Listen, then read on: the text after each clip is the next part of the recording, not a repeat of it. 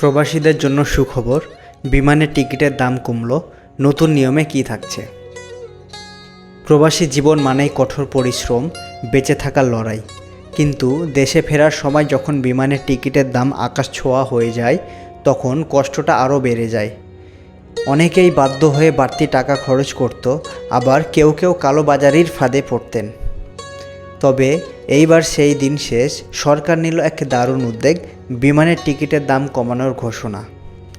14 ফেব্রুয়ারি ভালোবাসার দিনে প্রবাসীদের জন্য সরকার দিল এক বড় উপহার। প্রধান উপদেষ্টা ডক্টর মোহাম্মদ ইউনূসের নির্দেশে একটি উচ্চ পর্যায়ে বৈঠক হয়, যেখানে সিদ্ধান্ত নেওয়া হয় টিকিটের মূল্য কমানোর।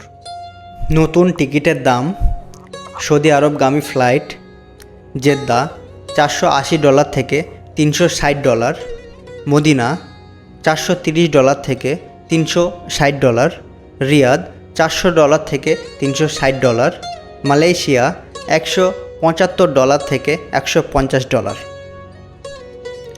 টিকিটের দাম কমানোই শুধু নয়, কালোবাজারি বন্ধ করতে নেওয়া হয়েছে কঠোর ব্যবস্থা। কালোবাজারি রোধে নতুন নিয়ম: গ্রুপ টিকিট বুকিংয়ের জন্য যাত্রীর নাম ও পাসপোর্ট কপি আবশ্যক। বুকিং দেওয়ার পর 3 দিনের মধ্যে টিকিট না কাটলে টিকিট বাতিল হবে। কৃত্রিমভাবে টিকিটের দাম বাড়ালে শাস্তির ব্যবস্থা।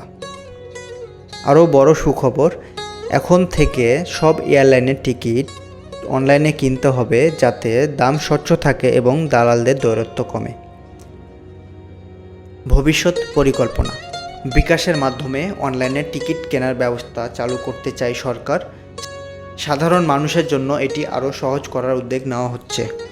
এই উদ্যোগের ফলে প্রবাসীরা উপকৃত হবেন, টিকিট পেতে আর ঝামেলা হবে না, কালোবাজারের খপ্পর থেকে মুক্তি মিলবে, আর প্রিয়জনের কাছে ফেরা হবে আরও সহজ।